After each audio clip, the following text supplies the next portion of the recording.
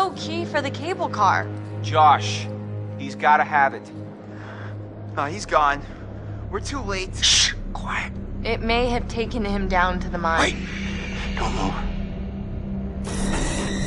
Holy shit! I'm gonna get that key right from that thing's goddamn bedroom, and then I'm gonna get us all the hell out of here. Holy shit!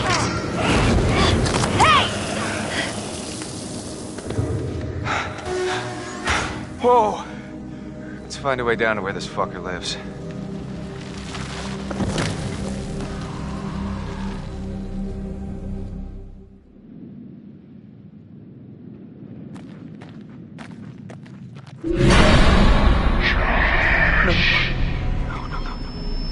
You're not real. You were all alone down there. No, not again.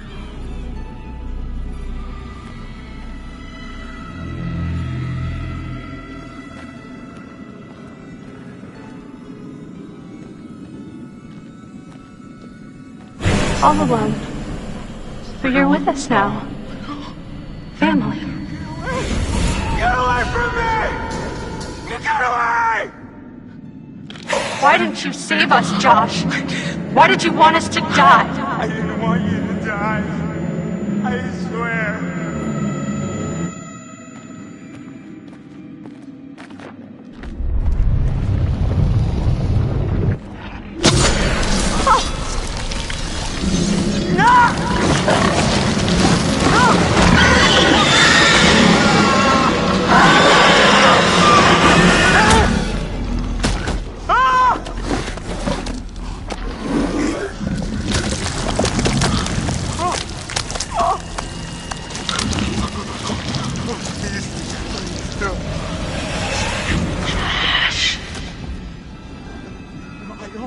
I don't take orders from you.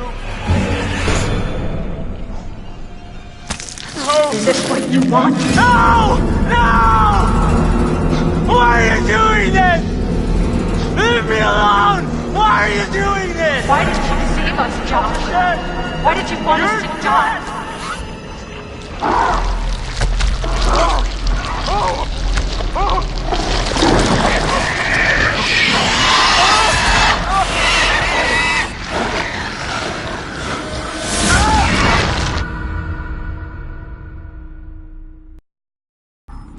It's hard to believe that thing used to be a person. Yeah. Maybe a miner. Maybe someone who worked in the sanatorium. There was so much weird shit happening up there that wouldn't even begin to surprise me. What kind of weird shit? Someone was capturing the Wendigos. Had them all tied up in these restraints. I saw some real fucked up shit. Wow. I must have just let them all out when I blew the place up. Huh. Smooth move.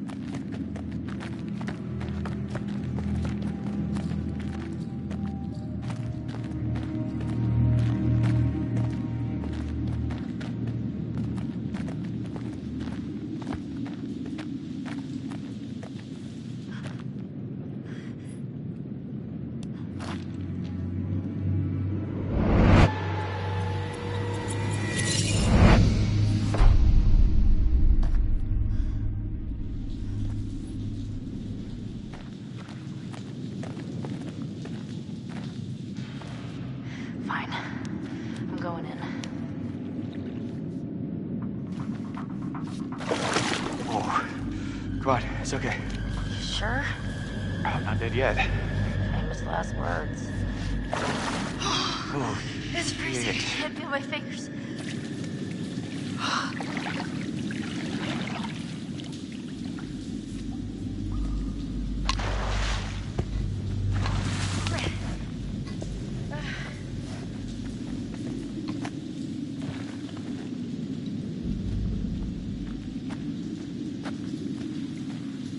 Mike. Shit. Looks like a grave.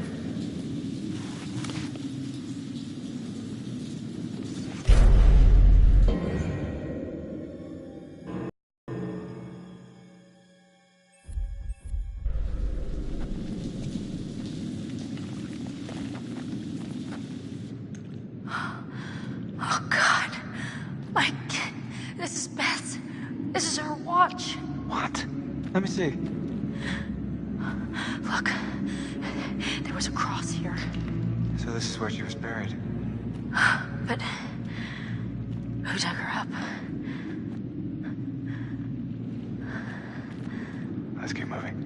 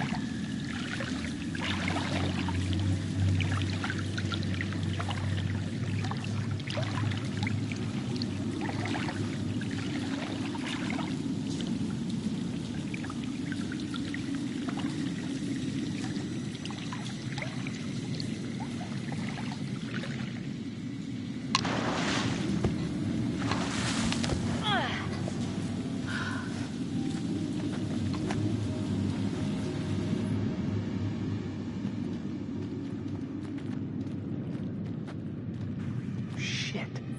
This looks like Hannah's writing.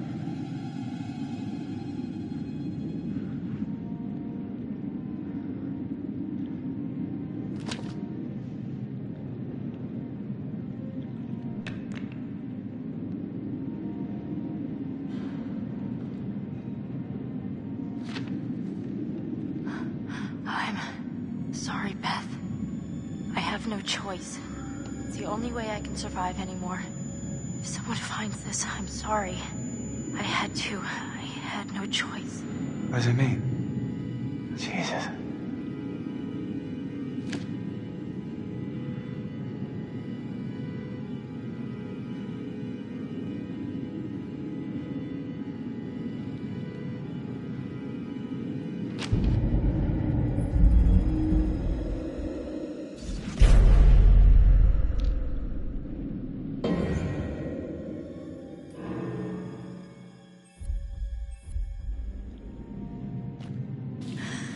Oh, God, it makes sense. I think Hannah dug up Beth. It was Hannah. No, that's ridiculous. Michael, it has to be. It's the only thing that makes sense. Beth died in the fall, So what? What does that mean? so Hannah must have buried her. God damn it. God damn it. Hannah was down here. I don't believe any of this. She would have been starving. She would have been desperate. Fuck! We need to find Josh. Right now.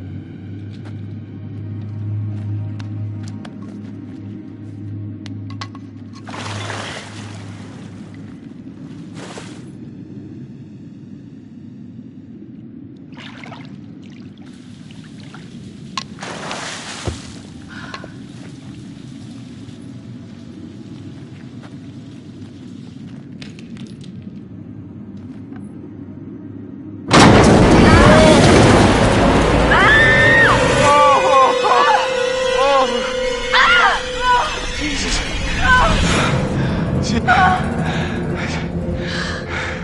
It's Jess. It's Jess.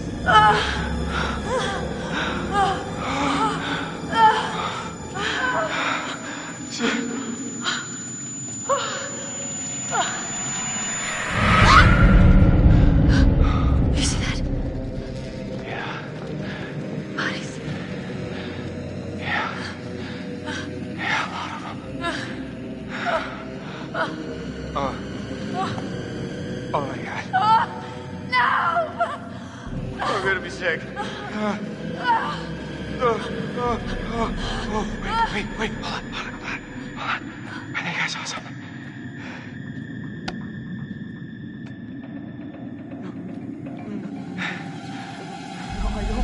I'm taking orders from you. I'm taking orders from you. You can't. Hey, Josh? You can't tell me what to do. You can't Josh? tell me what to do Buddy? anymore. You can't tell me what to do. Oh, okay. I trust you. I trust you. I trust you.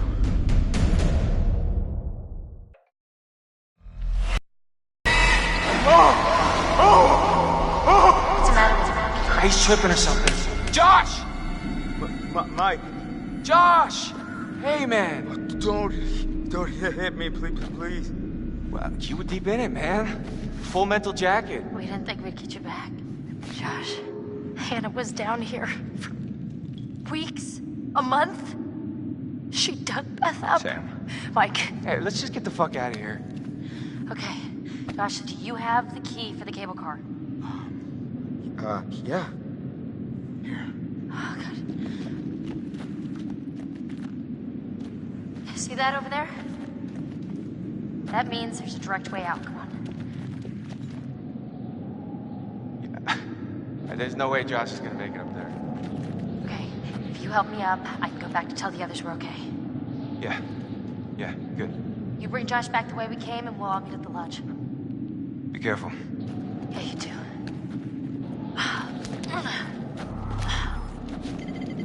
All right, let's go, you fucked up son of a bitch.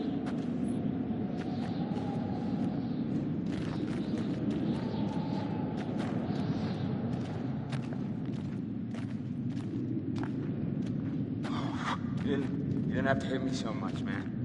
Yeah, I'm sorry about before, man. I thought you killed Jess. I was wrong.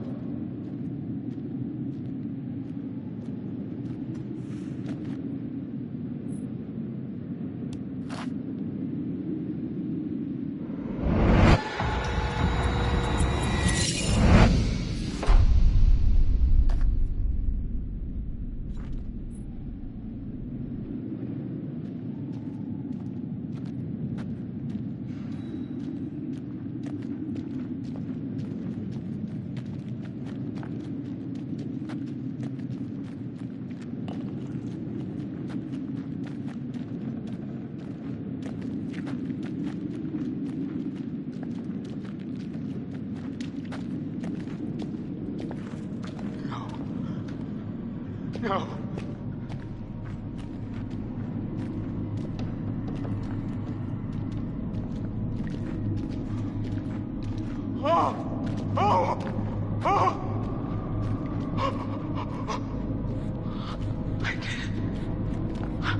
I didn't want you to die.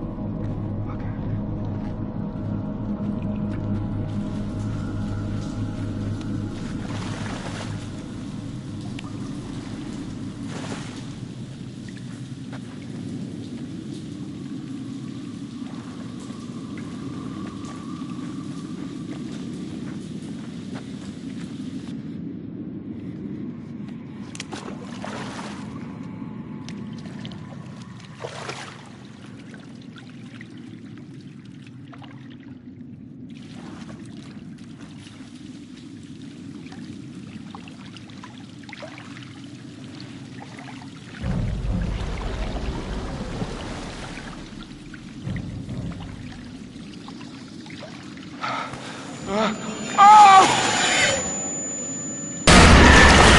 you're not real! No, you're not! Hannah! Oh! Oh!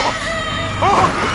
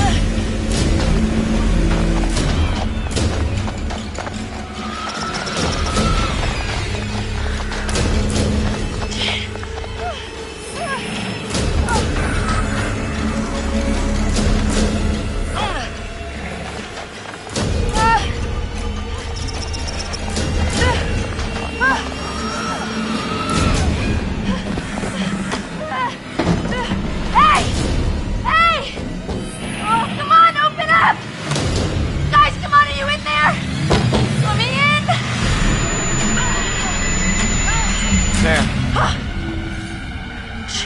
Mike. Oh, gosh. You look terrible. Gonna look worse if we stay out here. Come on.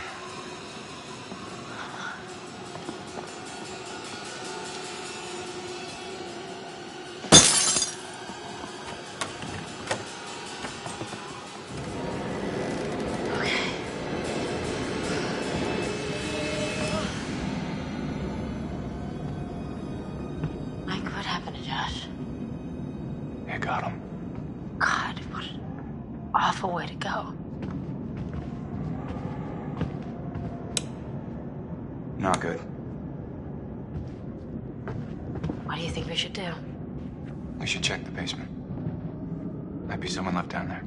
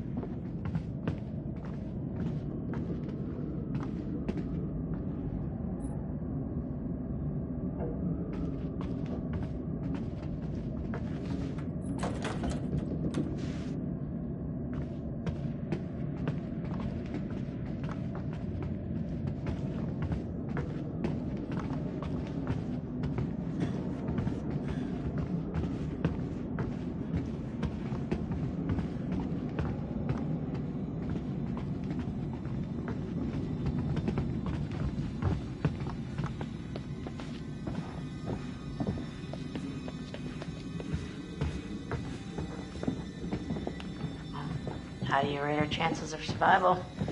I'm trying not to think about it.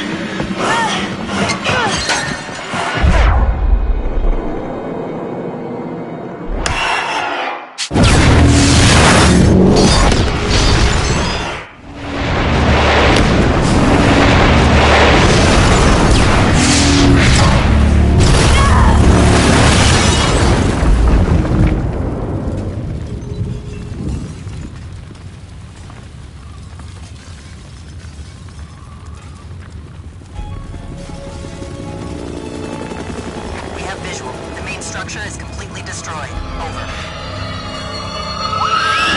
Hold on. I'm seeing something. I have confirmation on 2 survivors. Let's pick them up.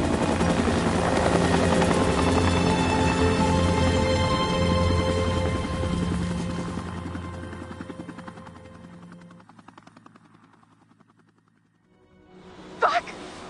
No!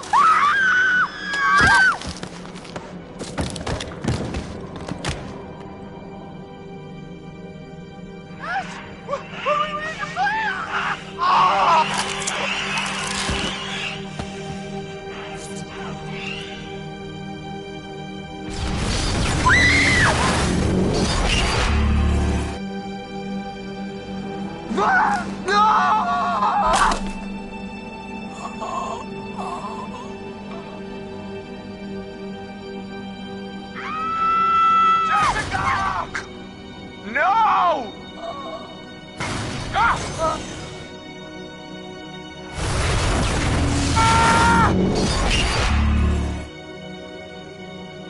I couldn't move. I was so scared. And I saw it. Tear him apart. Right in front of me. I thought we were close. After his sisters disappeared, he'd come and talk to me. He said I was the only one who understood him. I thought we had a connection. If you need someone to talk to, I'm fine. sometimes, after a traumatic experience, I said I'm fine. I heard Jessica. I don't know how or why she was down there, but I know I heard her. It was my fault Mike died. I wasn't supposed to move. But I did. And he saved me. So it's my fault that he died. I stabbed him and I tried to get away, but I didn't know. I swear I didn't know. Didn't know? Who did you stab? Oh, I stabbed the maniac. I didn't know it was Josh, but then he was the psycho. And how was I supposed to know Josh had all the sauce and the gun and oh my god. You need to listen to me. I don't care if you believe me or not. It doesn't matter because you will. You need to go down to the mines. what's in the mine, Sam? I've seen what's down there. And I'd give anything to unsee it.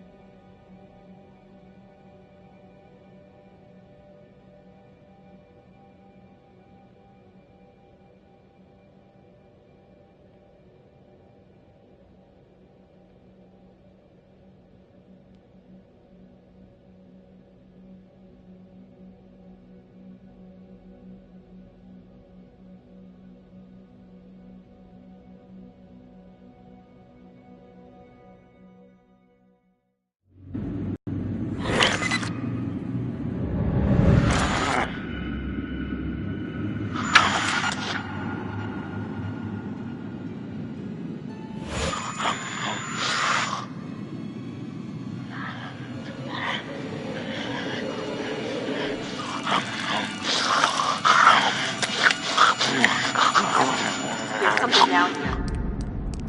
I have a visual on a survivor. One survivor, repeat. Is that? Oh, fuck! Stay back! Stay back! No! Stay back!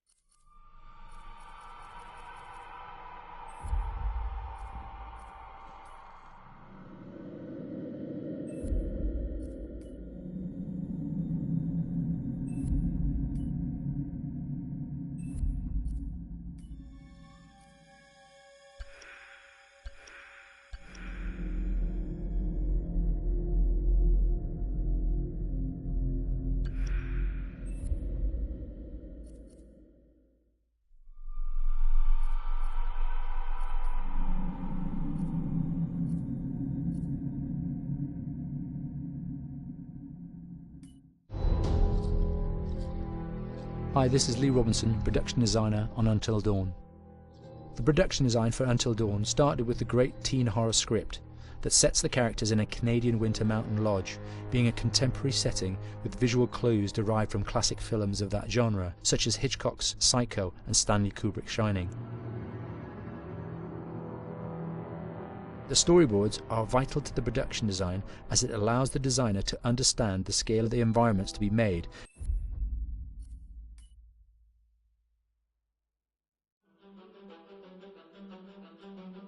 I am Hayden Panettiere, and we are here at the studio recording Until Dawn.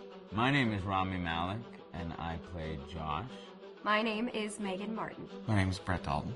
My name is Antonella Lentini, and I played Hannah and Beth. My name is Jordan Fisher, and I play the character Matthew, Matt for short. I'm Nicole Bloom, and I play Emily in the game.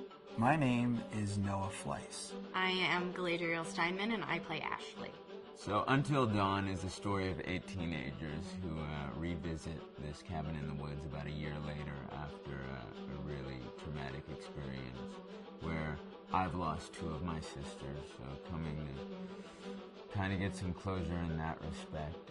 One of the things that Larry does really well is make these multi-layered characters, and I think for just the story in general, it follows the quintessential horror film plot lines, but the characters are so unique in themselves, and I think that's very cool. Oh, yeah, this was the right thing to do. What? You know, getting everyone together on the anniversary. I mean, Josh seemed really pumped about us all doing something, didn't he? Yeah, no, he definitely did. I haven't seen him so excited about something in forever. Good, good. Sam and I have a few things in common, such as being huge lovers of animals, and she's a huge animal lover. She's vegan. She is a pacifist. I'm not quite sure if I'm gonna go as far as saying that I'm a pacifist, but she's spunky and cool. I know that she, I think, is made fun of a little bit by the rest of them who think that her morals and her beliefs in that area are a little ridiculous and they don't agree with them, but she doesn't care. It doesn't stop her from being herself, and that's something that I hope I have in common with her. You know, he definitely can be depressed at some times and a bit of a loner, but he takes some solace in one of his sister's friends, Sam, played by Hayden Panettiere, and invites everybody back to the same house the next year to kind of find some closure. Jessica she has a whole lot of personality. She is definitely the sort of mean girl character that, you know, at school she knows she's pretty, she knows that boys like her, and she's gonna use it to her advantage. He's got a big heart, and you can tell that that's very evident, especially how he treats his girlfriend, Emily, and, you know, he's kind of a meathead, but in the best way possible. She really knows what she wants, and she manages to get that from whomever it is, whether it be Matt or Mike. You know, she's really driven, and I can definitely relate to that. My character is Chris, and he is what society might consider the nerd of the group. And kind of embraces it. Ashley she's a little more serious than some of the other girls. She's definitely very intelligent and thoughtful. She kind of looks at the whole big picture of things. She's not quite as geeky as Chris, but they connect in a lot of ways. Mike is like big guy on campus. He's the class president who has some charm and has a brain, and I don't know, people seem to like Mike. He gets away with a lot though. He can be kind of jerky. The fact that he really just kind of wants everyone to be happy.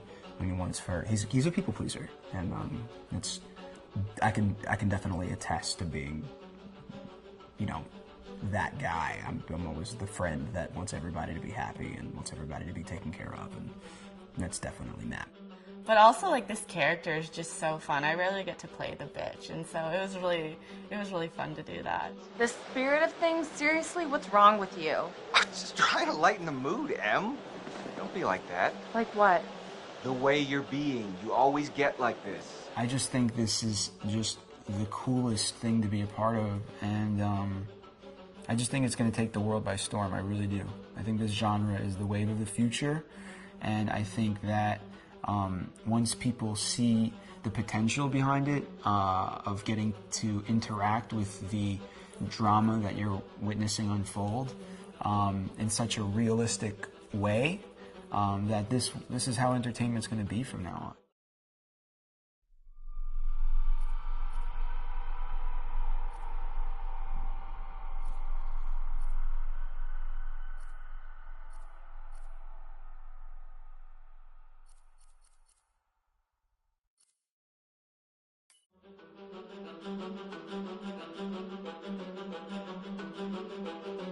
My name is Will Biles, Executive Creative Director of Until Dawn. The first part of getting a believable facial performance in-game is to capture topographically the actor's range of emotional expressions as separate versions of the same head. Every tiny nuance gets digitized and merged, effectively creating a model that can recreate every facial movement that the actor makes. Once the topography has been recorded, the actor's performance itself can be captured by using a predetermined set of marker points, drawn precisely on the face, and a high-def helmet cam, wirelessly linked to capture devices. The camera is the small box where it looks like the microphone should be. Outro Sam. Mark. It records in high def the movement of the dots throughout the performance that will drive the expressions captured earlier. Unlike other systems, this form of capture is far less lossy because there are fewer interpretations between performance captured and performance rendered finally in-game. The audio is also recorded via two separate lavalier mics attached to the helmet. It takes a while for the actors to acclimatise to carrying around the recording devices and the helmet cams, but very soon the shoot becomes similar to any other effects shoot or a green screen shoot. The actors in these scenes are only recording facial animation, but use cursory body movements for pacing. Wait, and maybe we should all stick together and find everybody and make sure that we're all okay, so... 1-1, the year before the prank. Take 2, Mark. Other than the other actors, they have to use their imagination for everything and everywhere that they are supposed to be seeing and feeling. Idiot! So dumb! From a hot midday studio in Los Angeles to a freezing midnight mountain in British Columbia.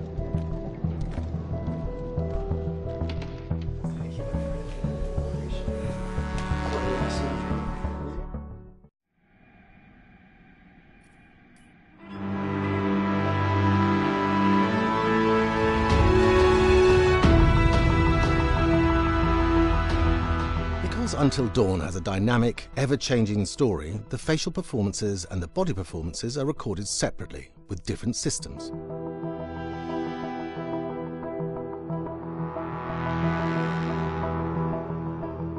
With the body capture, we use reflective bead suits and an infrared camera matrix system that drives the CG bone hierarchies in our character models.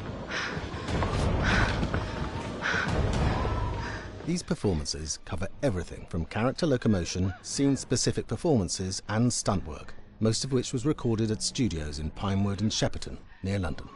Hannah! Hello? combining all the elements seamlessly in the final game becomes a formidable editing and logistical task. Every variation, both physical and emotional, must be combined in these multi-edits. Scaffolding props have to stand in for the sets, because the hundreds of infrared cameras have to be able to see all of the reflective beads on the actor.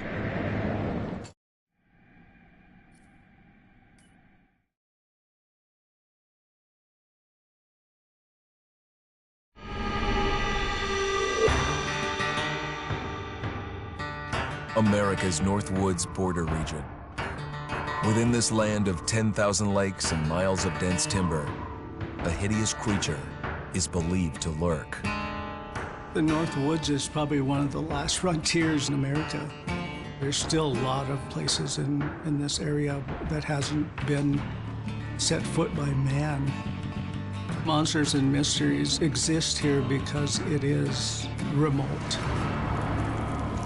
Up in the Northwoods, winters are long. In times of biting cold and isolation, a devouring monster is believed to come forth. It's terrorized native people for generations. Growing up, I was told, like, don't go outside, the Wendigo will get you.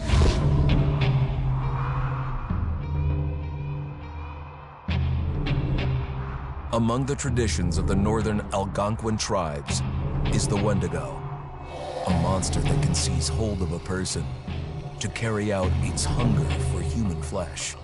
Many Native Americans fear even talking about this Wendigo, and even the mention of the name will let the Wendigo find out where you are, and it will open you up to be possessed by this Wendigo.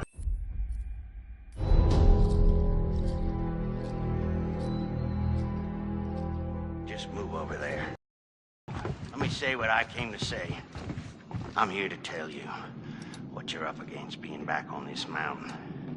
You should never have returned. I don't know why you did after what happened last year. You mean with Hannah and Beth? Yeah, how could you know without being involved? I don't take kindly to you kids coming up here to my mountain. Your mountain. The mountain don't belong to me, it's true. But it don't belong to the Washingtons. This mountain belongs to the Wendigo. Hi, this is Lee Robinson, production designer at Supermassive Games. Understanding the ancient myths of the Wendigo was key for their development that helped the visual look. Through sketches and concepts, these elements were visualized, such as eyes being milky, almost dead, with loss of lips and eyelids due to frostbite, fangs growing and arms and legs getting longer, with skin hardening and thickening to look snarling and menacing, yet withered and lean. What the hell was that? Another fucking piece of... Fingers and toenails extending like claws, allowing them to climb effortlessly. We made them look gaunt and weathered, and having ragged remains of clothes they wore. Blood-stained and rotten, with patches of hair still remaining, they retained strong skeletal limbs, which enable them to be agile and quick through the environment. Where are you? My name is Jamie Gallipo, animation director at Supermassive.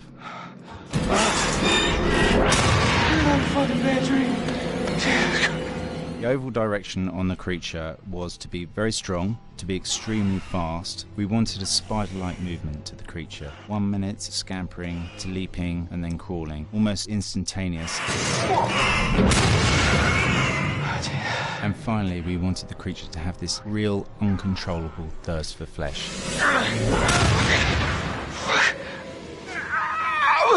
From a sound design perspective, the Wendigo is a real challenge. For the main vocalisations of the Wendigo, we used our own vocalisations, various different animals from the exotic to the farmyard, various plugins and processes to gel these sounds together and keep a human resonance behind that voice, telling the backstory of the Wendigo.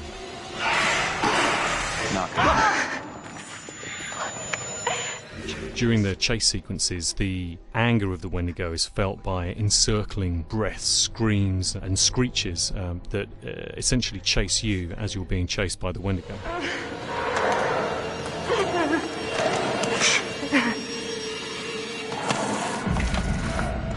We would layer them up in a multitude of layers, sometimes 15, 20 sounds playing at the same time, to build up the vocalizations for this fearsome creature which is always in attack mode, hyperactive, and chasing you throughout the game.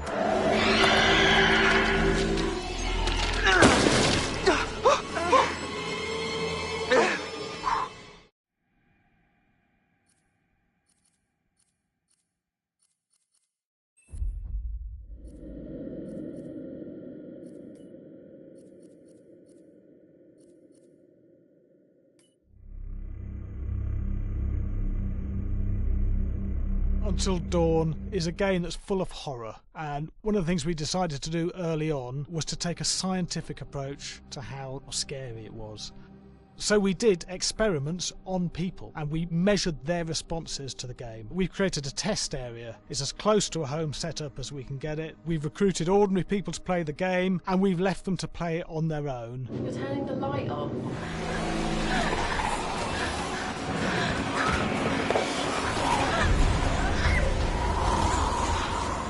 The only difference is it's rigged with cameras and microphones that relay the data through to the next room where people are watching them play. Bracelet here we use for biometric testing. It measures the player's emotional response. It's called a galvanic response sensor. It makes contact with the user's skin and it measures the electrical conductivity across their skin. It's the same principle as an old-fashioned lie detector. When you're stressed, you sweat a little, very sensitive, and picks up tiny changes if the player is feeling anxious or scared. That data's fed back to a testing team, it comes through as a graph.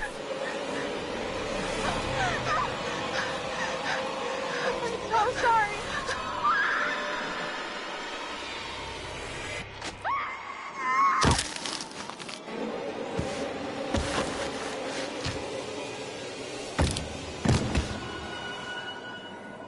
There's no point testing one or two people, you have to test a lot of people. Watch your step.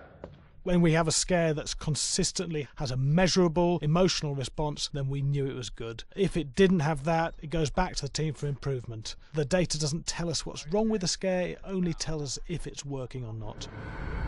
Wait, okay, so you hear that too, right? Josh. Here we have a chapter relatively early in the game. Weirdly regular. Nothing regular about it. We have to create tension and anxiety in the player so they are ready to receive the scare.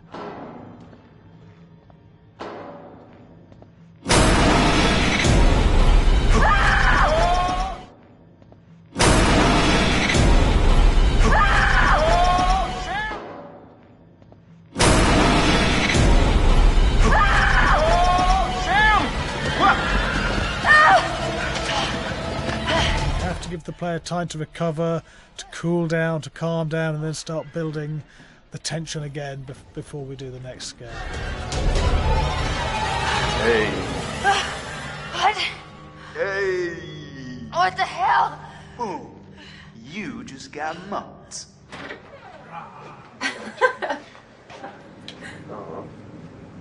Yeah, I have such an adrenaline high from that game. There's two things we found. One is we could look at the scares, analyse if our expected scares were working effectively. Were people shrieking and covering their hands, or were they getting an emotional response from it? And being scientific about it means that we strip out people's opinions about whether things are working or not. We've got data, and we look at the data. If it's working, we're happy with it. Really scary. Bit scared and wanting to get away. I actually maybe a bit scared to play on my own, but in a room with the lights on, yeah, with some other people as well, yeah, maybe. But because I'm a scaredy cat, I would play with someone in the room and the lights on. It was one of the scariest games I've played in a long while.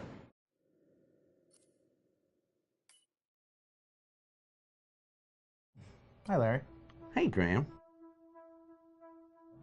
Hi, my name is Graham Resnick. I'm a filmmaker, writer, director, sound designer, and I started working with Larry Fessenden about 10, 15 years ago through my friend Ty West, who I grew up with, and have done a lot of sound design with on his films. And he was producing Ty's films at the time, and Ty introduced me to Larry. Larry produced my first feature, and we've written together on several projects. My name is Larry Fessenden. I'm a filmmaker. I run Glass Eye Pix, which is an independent production company out of New York. We make indie movies, a lot of scary movies as well. And I got a call to audition to write this video game. And I called my pal Graham Resnick because Graham's a gamer. And while I thought I could offer something to the idea of writing this multi-branching story, I knew that I would want Graham's expertise as a lover of gameplay, since I guess games were started. So and just as a lover. And as a lover, yes. Which is why there's so many sex jokes in the game. There was one Italian website that did say the Larry that's Fessenden right. and Graham Resnick, the two lovers behind Until Dawn. Come here. Maybe I know how to handle you too. I am definitely ready to be handled. So I wanted Graham by my side. Yeah, and we got the gig, and it's been an amazing ride. Oh, hell yeah. Oh my god, she's taking her shirt off. What? Oh my god. Matt, what are you doing here? Hannah. I'm sorry, Hannah. This all got out of hand, but... So in the game, the basic setup is that a year prior to the game's start, all these kids had gone up to a ski lodge that was owned by the parents of one of the kids, or a couple of the kids, and some of the teenagers played a prank on some of the other teenagers, and the terrible tragedy occurred when a few of them, two sisters, ran out into a blizzard, and were never seen from again.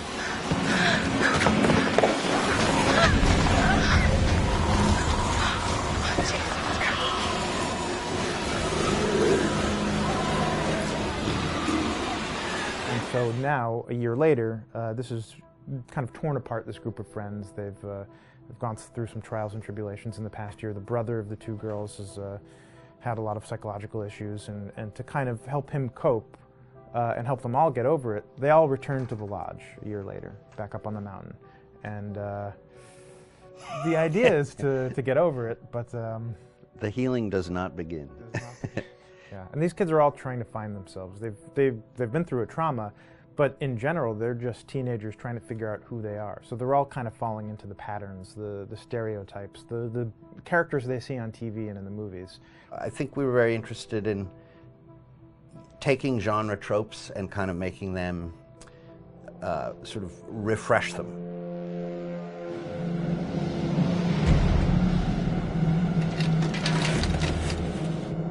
Hey, did you see that? Dad said it'd just be us this weekend. We're familiar with how slasher movies work.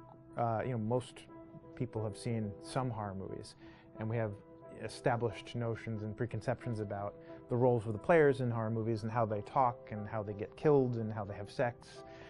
And to bring you into the game that way and then subvert a lot of those expectations was kind of our goal. They're haunted by some incident that happened in their past, which I think you pretty much figure out that that's going to have a role in their interaction.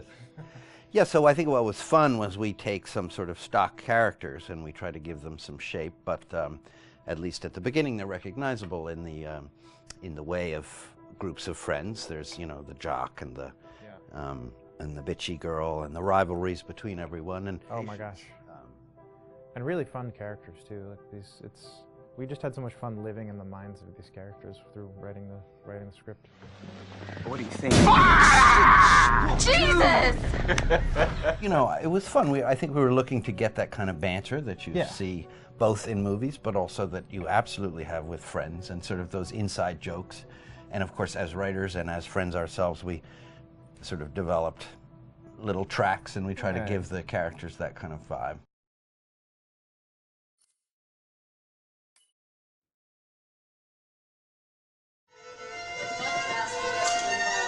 Yeah, fast and violent.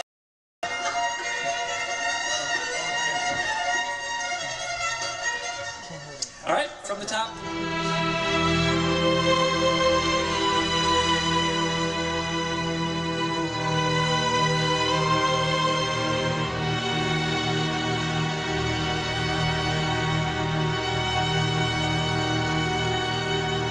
My name is Jason Graves, and I'm the composer for Until Dawn.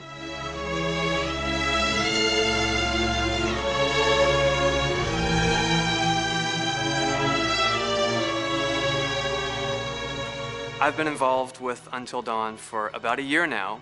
Originally, I was contacted by Barney Pratt, the audio director.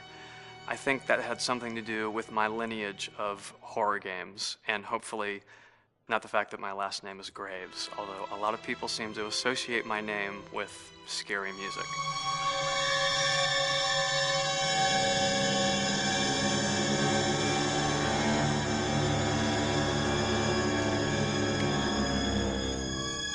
One of the things that was really exciting about working with Barney and the team at Supermassive is they really wanted something unique for the music. They wanted the music to stand out and be a character on its own in the game.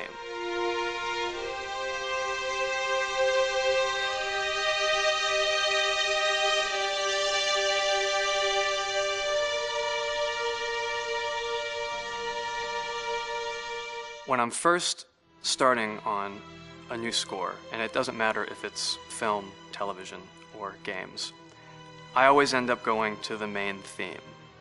Sometimes the developer or producer isn't even necessarily interested in the main theme at the beginning. I just want to do it for myself, because for me, the main theme is the identity of the game.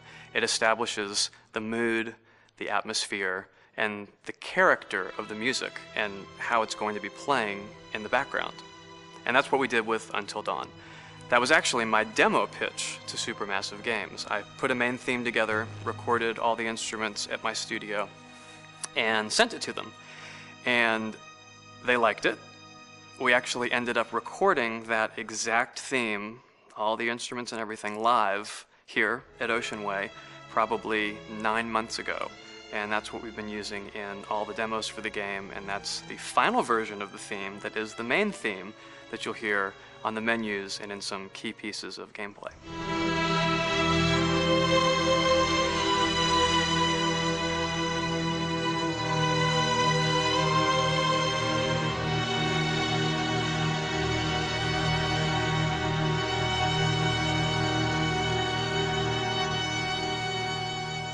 I seem to have made a name for myself in horror. And there's something about scary music, I think it's maybe the lack of rules. The biggest rule in scary music is there are no rules, so you can do anything you want, and actually, if you end up doing things that don't feel like they would work out together, they kind of clash, and it ends up being even more effective for scary music. So that's what really drew me to Until Dawn, was the textures, plus writing thematic material that is interwoven with the scary textures. I haven't really done anything like that before. Usually it was just all tension all the time, and that's fun and it's great. But I'm actually at heart a very melodic composer. That's the kind of music I love listening to, and that's the kind of music I love writing. That's the kind of music I got to work on in Until Dawn. Very nice. Same thing.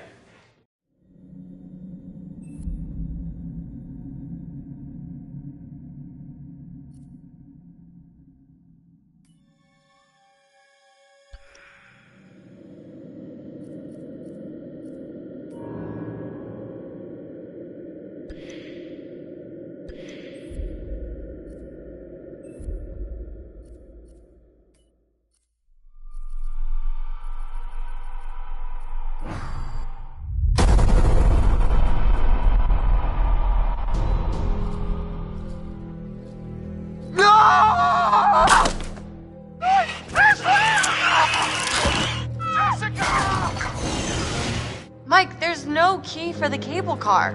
Josh, he's gotta have it. He's gone. We're too late. Shh, quiet.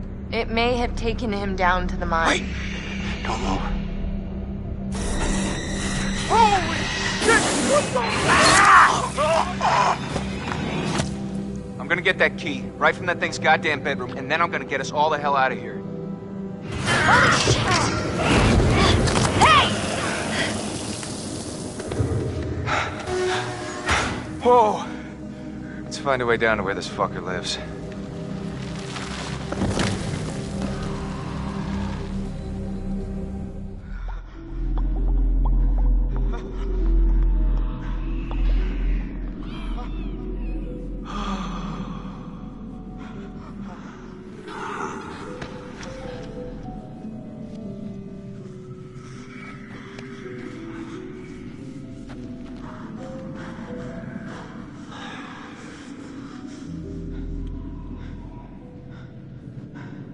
I wonder how much these sessions are of any help to you now. Just won't listen to me and things seems pretty fucked up.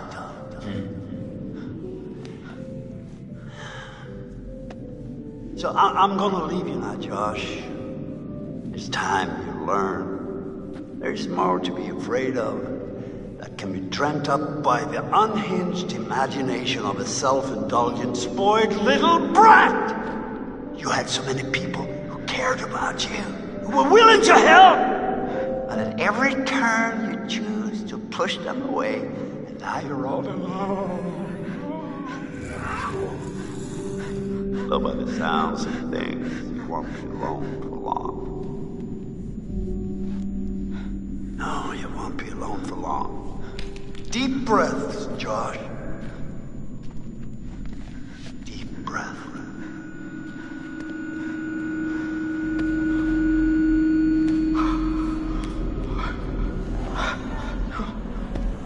No.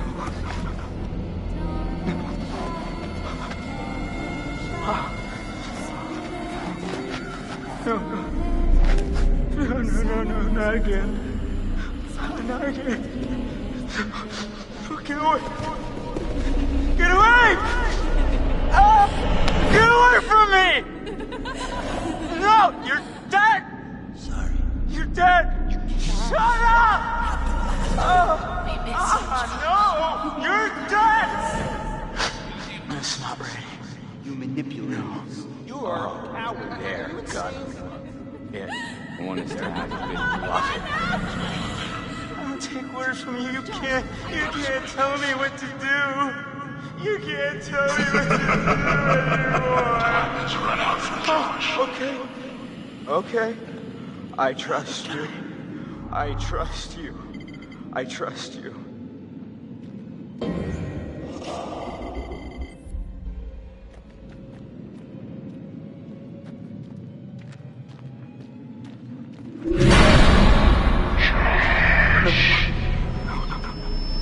You're not real. You were all alone down there.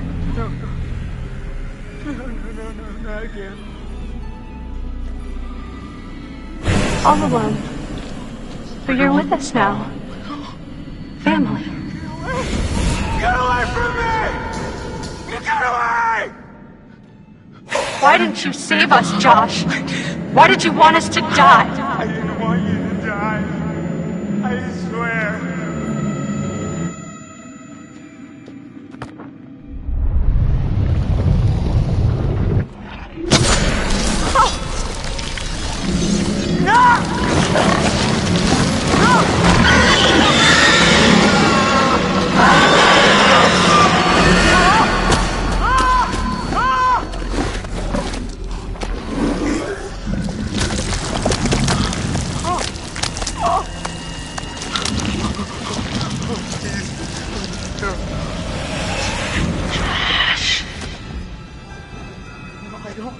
I don't take orders from you. No! Is this what you want? No! No! Why are you doing this? Leave me alone! Why are you doing this? Why did you save us, Josh? Why did you want us to die?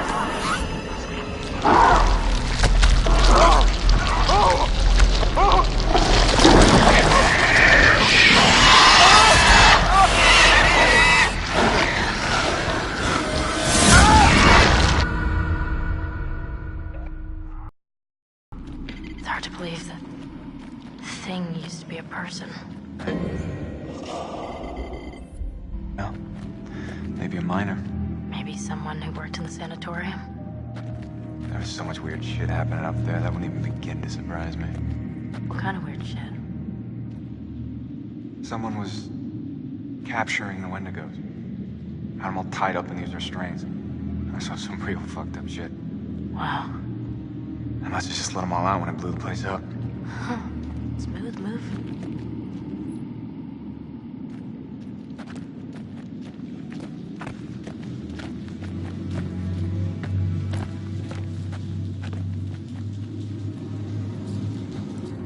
Fine.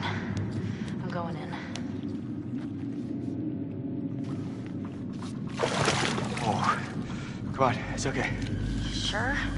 I'm not dead yet. Famous last words. Oh, It's freezing. I can't feel my fingers.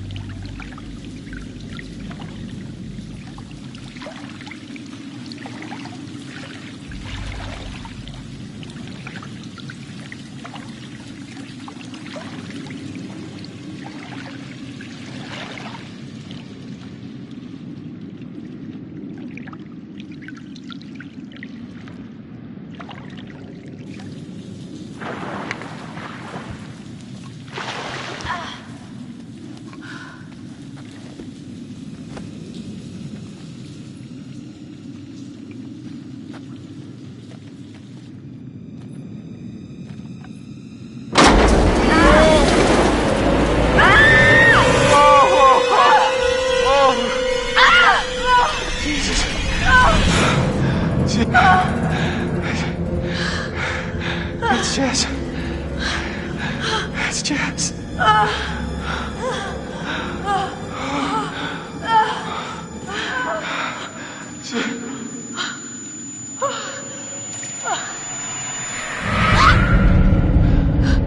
You see that?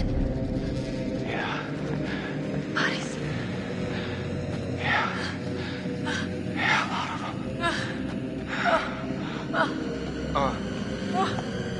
Oh my God. No! I'm gonna be sick. Wait, hold on. I think I saw something.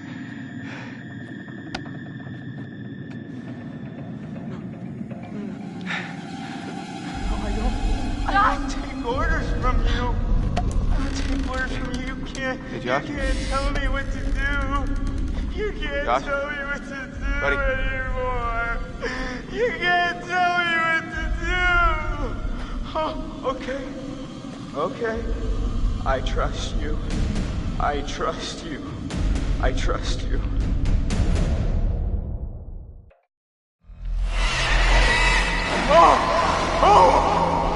What's the matter? He's tripping or something. Josh! Mike. Josh! Hey, man. Don't hit me, please. Well, you were deep in it, man. Full mental jacket. We didn't think we'd get you back. Hey, let's just get the fuck out of here. Okay. Josh, do you have the key for the cable car? Yeah. Oh, good.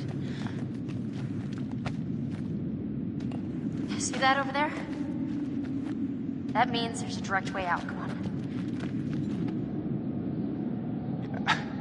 There's no way Josh is gonna make it up there. Okay. If you help me up, I can go back to tell the others we're okay. Yeah, good. You bring Josh back the way we came, and we'll all meet at the lodge. Be careful. Yeah, you too.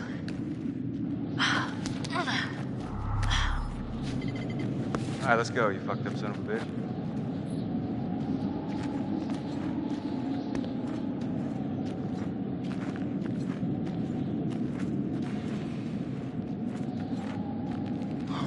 You didn't have to hit me so much, man.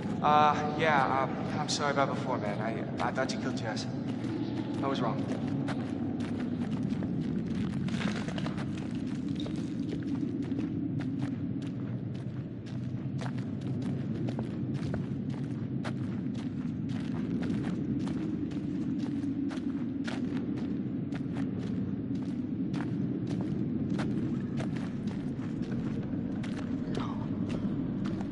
No. Oh!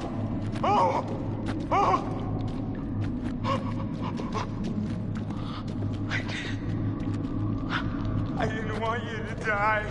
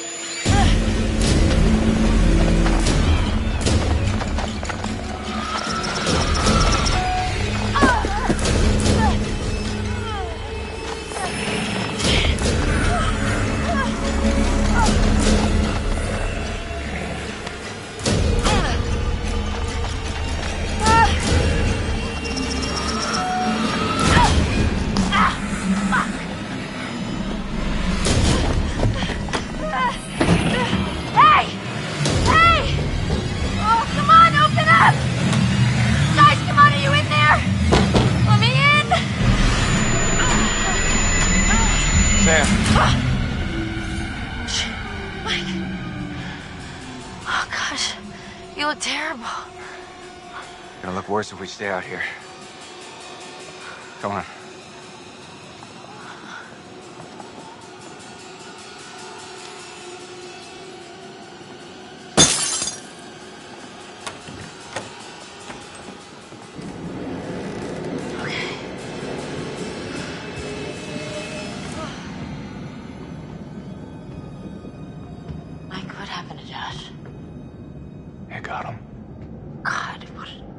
Awful way to go.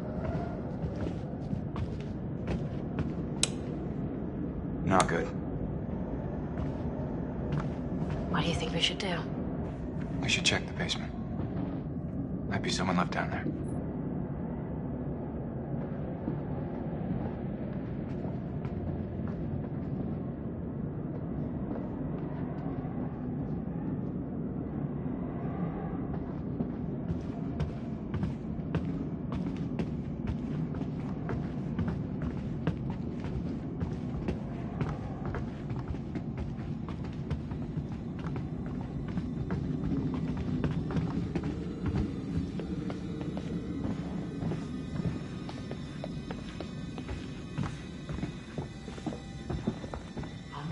How do you rate our chances of survival? I'm trying not to think about it. Run! Oh my God!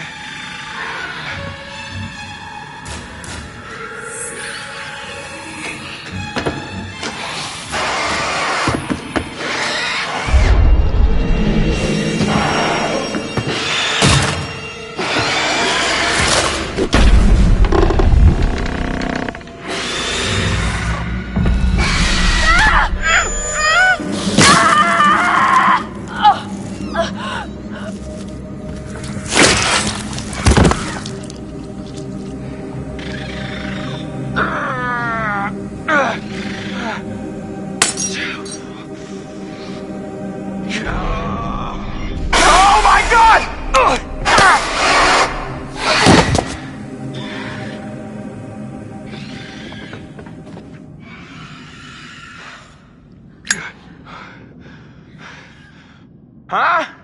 Huh? How's that for you, fuck? We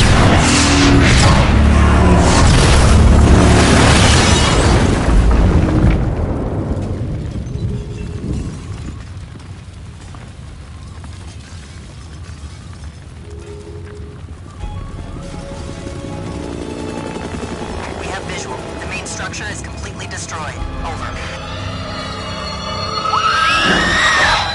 I'm seeing something. I have confirmation on 2 survivors. Let's pick them up.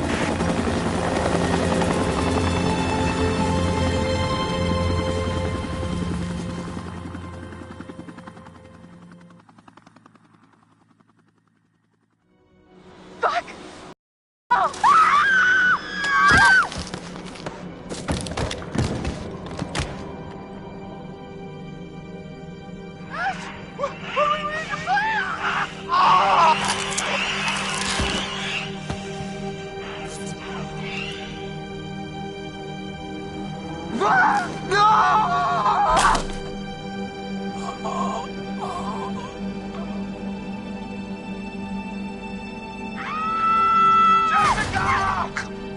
No!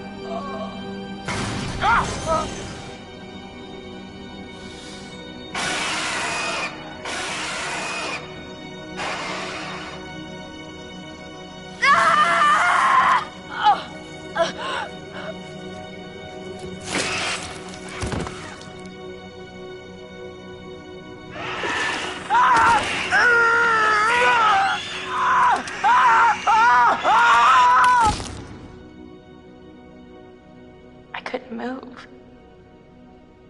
I was so scared. And I saw it.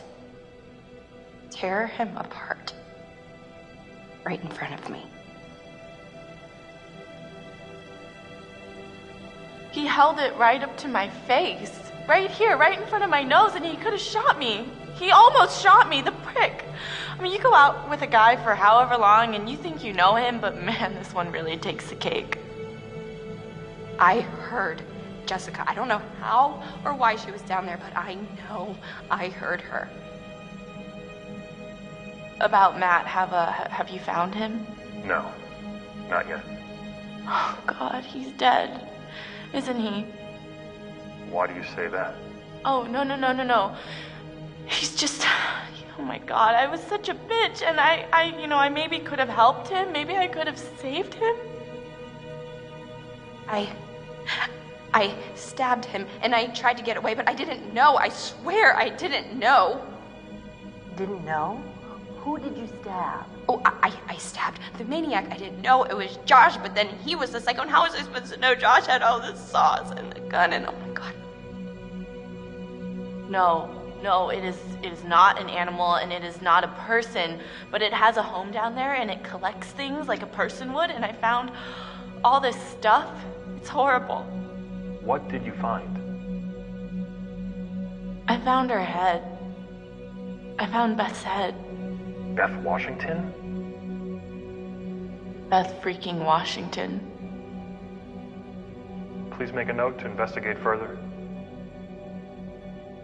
And Josh? I didn't see him, but there's no way he could have survived, so if you haven't found him yet, that's where he's gotta be.